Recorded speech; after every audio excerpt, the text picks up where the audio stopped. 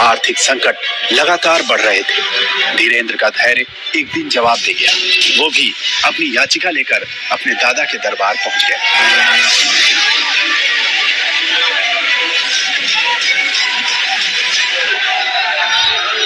हमारे पिताजी कुछ करते नहीं थे। भूख की स्थिति में दादा गुरुजी का फक्कड़पन था। वो परिवार से नाता तोड़ा, मतलब तोड़ा। उन्हें मतलब नहीं आप जी रहे कि मर रहे। उनके पास तो अगर याचक अर्जी करता बन के जाओगे तो वो अर्जी उठा के बालाजी के पास रख देंगे। ये नहीं कि ये हमारा सगा नाती है, ये हमारा सगा पुत्र, तो इस पे ज्यादा कृपा हो जाए। हम भी गए सबकी भांति। हमने भी अपनी विपदा कहीं के 3 दिन हो गए हैं, कुछ खाने तक को नहीं है घर में। रहने का 16x12 का कच्चा मकान, वो भी बरसात में घाट के पलंग के नीचे सोना पड़ता है। बारिश की बूंदें गिरती हैं। कब तक ऐसी जिंदगी जिएंगे? कुछ नहीं तो ऐसा कुछ कह दो, कर दो, भोजन ही चलने लगे। जिंदगी में कुछ नहीं तो पिताजी कुछ करने लगे, ऐसा कुछ कर दो। गुरु ने बस बाहें पकड़ी। अवस्था 10-11 वर्ष की थी। बाहें पकड़ करके बोले तुम मुझसे मत जुड़, और सीधा बागेश्वर बालाजी से जोड़ दिया। 2010 में दादा का निधन हो गया तो अचानक बाल धीरेन्द्र की दुनिया ही उजड़ गई। लेकिन गुरु तब तक अपना काम कर चुका था। सन्यासी बाबा ने लीला की, स्वप्न में आभास होने लगा। फिर कोई व्यक्ति आता था दिन में, या हम कहीं सत्यनारायण की कथा वांचने जाते थे, जैसे आप आए, शरद जी आए, या कोई व्यक्ति आया, तो हमें लगता था कि वो जब परिचित नहीं थे तो आते ही अपना ये नाम बताएगा। ऐसा मन में भाव प्रकट हो जाता था। ये आते ही हमसे 2 बातें बोलेगा, लेकिन झिझक के कारण हम बोल नहीं पाते थे। और वो जब उससे पूछते थे अच्छा आपका नाम क्या है, हमारा हो, ये तो पहले पता लग गया था हमें।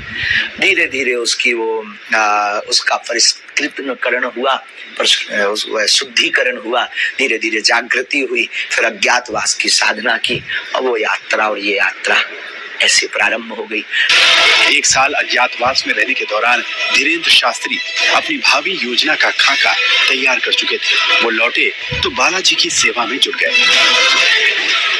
9-10 साल की अवस्था से ही हमने बालाजी की सेवा की। जब बच्चे खेलना सीखते थे तब से हमने हनुमान चालीसा का पाठ, और गुरु ने जो विधान बताया वो मीडिया पर बताने का विषय नहीं है, वो अनुभव का विषय है। कभी आप आइएगा तो उसको हम आपको बताएंगे कि हमने क्या क्या अपने जीवन में मुश्किलों को सहा, कितना हनुमान चालीसा का पाठ किया, रातों भर हनुमान जी के चरणों में बैठकर रोए हैं, रातों भर हवन किया है।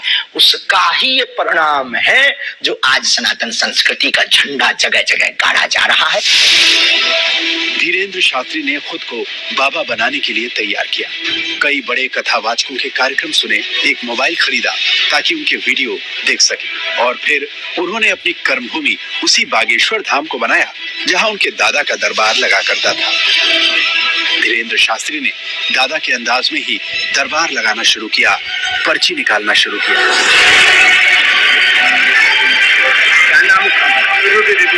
रूबी देवी। अच्छा, यहाँ किसी को बताया था? चलो पढ़ो। पत्नी का राज जानने आए हैं, मृत्यु का कारण जानने आए। रूबी उर्फ गुड्डी उनका नाम था। उनकी मृत्यु तंत्र कारण से हुई है, उसमें कोई संदेह नहीं है। माइक से बोलिए, यही पर्चा बोल रहा, यही पूछने आए। शरीर नीला पड़ गया था इनका, बस बस बस रोइए मत। शरीर नीला पड़ गया था। आस्था, धर्म, चमत्कार और भावनाओं के कॉकटेल ने धीरेन्द्र शास्त्री का दरबार जमा दिया। कुछ चंद वर्षों में पंडित धीरेन्द्र शास्त्री से बाबा बागेश्वर सरकार फैलाने लगे।